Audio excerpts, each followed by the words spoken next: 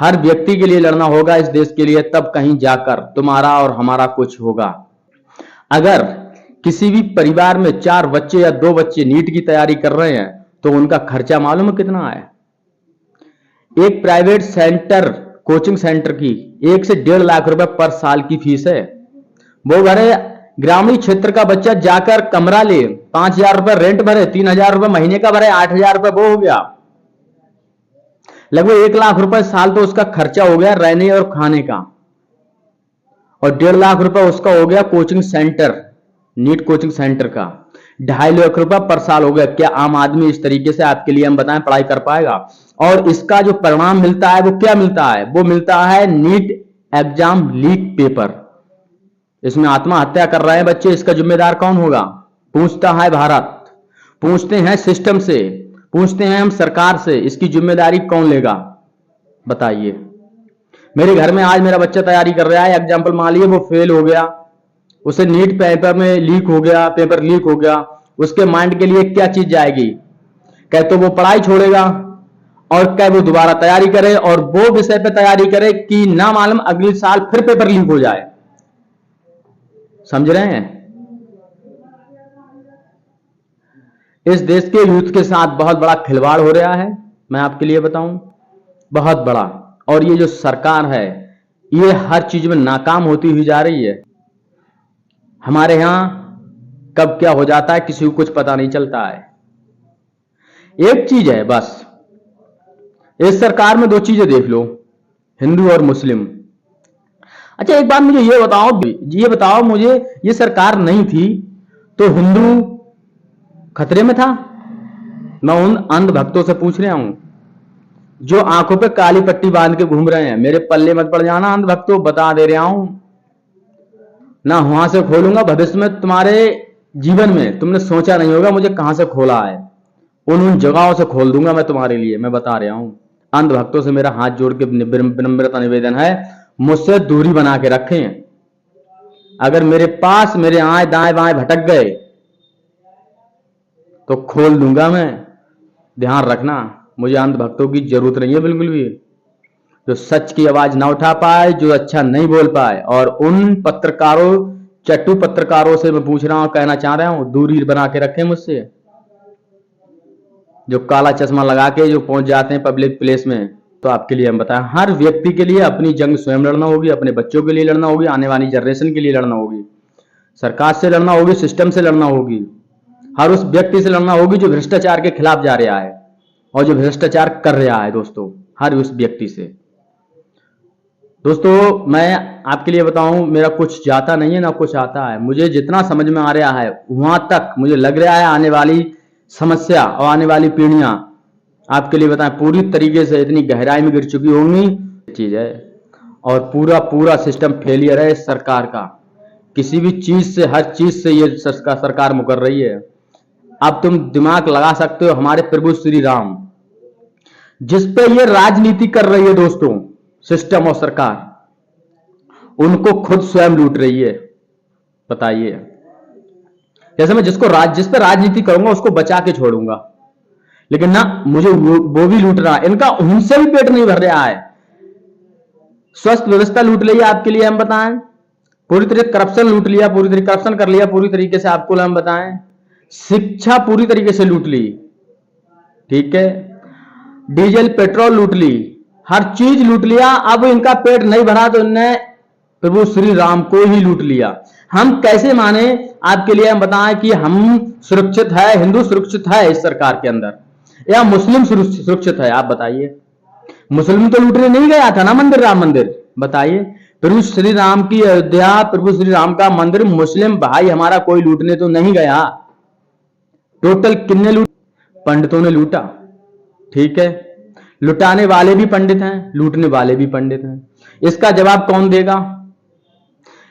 एक व्यक्ति, साधारण व्यक्ति, जो, लेकिन जिन लोगों ने हमारे प्रभु श्री राम को लूटा, भगवान की आस्था, आप भगवान को लूटा, हमारी आस्था से छेड़छाड़ की, उसका जिम्मेदार कौन होगा? उन्हें क्या फांसी होगी? नहीं होगी। उनका एनकाउंटर होगा? नहीं होगा। उनको क्या होगा? उनके लिए यह होगा कि सरकार क्या काम करेगी, कानूनी तौर पर, संविधान के तौर पर उलझाएगी, 10-15 साल इधर उधर केस चलाएगी, 4-6 महीना जेल रखेगी, निकाल देगी। समझ रहे हो? ये उन लोगों की सरकार है भगवा की आड़ में जो भेड़िए घूम रहे हैं राज्य स्तर पर, और आपके लिए हम बताएं पूरी तरीके से नेशनल स्तर पर जो भेड़िए घूम रहे हैं भगवा की आड़ में, उन भेड़ियों को भगवा उतारना होगा और उन्हें उनका आईना दिखाना होगा, तुम क्या हो क्या नहीं हो। समझ रहे हो? आतंकवादी घूम रहे हैं भगवा की आड़ में, टेररिस्ट बलात्कारी घूम रहे हैं, जिसकी सरकार में एमएलए जैसे बलात्कारी हों, जिसकी सत्ता में सांसद जैसे बलात्कारी हों, जिसके सत्ता में रोड पर नंगे वस्त्र में लड़की के साथ बलात्कार किया जाता हो, सीसीटीवी कैमरे में कैद हो जाता हो, ऐसे लोग सत्ता के अंदर बैठे हैं। मैं कैसे मान ले रहा हूं हिंदू बेटियां या मुस्लिम भाई हमारे सुरक्षित हैं? बताइए। लॉन्च हो रहा हूं, पूरी तरीके से बता रहा हूं, सुधर जाओ भाई लोगों। जो गलती कर रहा है, करप्शन कर रहा है, भ्रष्टाचार कर रहा है, आम जनता को परेशान कर रहा है, आम जनता के साथ खिलवाड़ कर रहा है, मैं उन लोगों से ये बात कह रहा हूं। मैं जिस दिन अच्छी तरीके से लॉन्च होकर मार्केट में उतरूंगा, आपके लिए हम बताऊं पूरी तरीके से, तो इस माथे पर ना तो टीका होगा और ना ही आपके लिए हम बताएं चंदन का लेप होगा, लेकिन हाथ में कलावा और गर्दन में आपके लिए हम बताएं तुलसी की माला जरूर मिलेगी आप लोगों के लिए। ये मेरा प्रमाण है और यही प्रमाण मेरा कहता है मैं हिंदू हूं और सनातनी हूं। समझ रहे हैं? मैं आपके लिए बताऊं, हिंदू मुस्लिम करने के लिए नहीं आया हूं और ना ही हिंदू मुस्लिम करूंगा। जो गलती करेगा वो पेला जाएगा, वो चाहे हिंदू सही चाहे मुस्लिम सही, कोई भी व्यक्ति सही, चाहे सत्ता का सही चाहे विपक्ष का सही। ठीक है? मैं आपके लिए बताऊं पूरी तरीके से, मेरा माइंड पूरी तरीके से आपके लिए बताएं कुछ करने को उतरा है।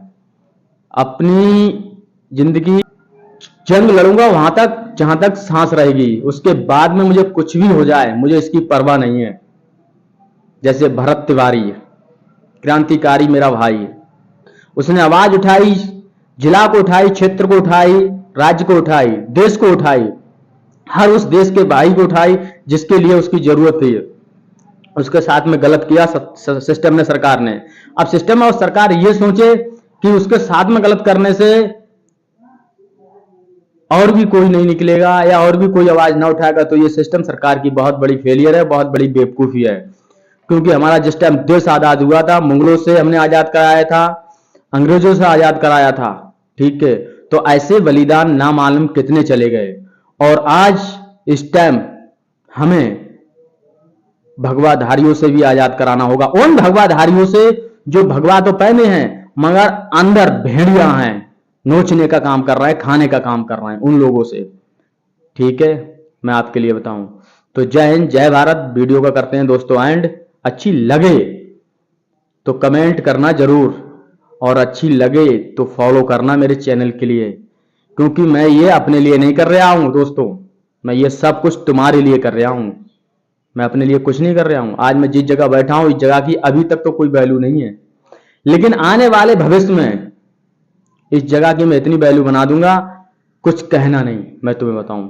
लेकिन हां, एक चीज तो दिख रही है मुझे, जिस तरीके से मैं तुम्हें दोस्तों एक बात बता दे रहा हूं, मैं आवाज तो उठाऊंगा अगर मेरा कुछ भी होता है या कुछ भी एग्जाम्पल, ये तो बात मैंने पक्की है, क्योंकि मेरे आंखों पे अंध भक्तों की काली पट्टी नहीं बंधी है। माथे पर मैं आपके लिए बताऊं कफन बांध कर निकलूंगा जिस दिन निकलूंगा, और ग्राउंड लेवल से दिखाऊंगा भ्रष्टाचार अच्छी तरीके से, और कुछ नहीं करूंगा। मैं आपके लिए बताऊं पूरी तरीके से, और सरकार किसी की भी सही, अच्छा करेगी अच्छा बोलूंगा, गलत करेगी गलत बोलूंगा, चाहे कुछ भी सही। मैं आपके लिए बताऊं, मैं मुंह देख के चापलूसी नहीं करूंगा, चाहे मुझे किसी चौराहे पे खड़ा करके गोली मार दी जाए दोस्तों, किसी भी चौराहे पे खड़ा करके मैं उस गोली को स्वीकार कर लूंगा, मगर जो भगवाधारी बलात्कारी भेड़िया आतंकवादी जो भगवा के यार्ड में घूम रहे हैं, मैं उस चीज को कभी भी बर्दाश्त नहीं कर पाऊंगा। ये बात हमेशा समझें। ठीक है? तो जय हिंद, जय भारत सभी भाइयों।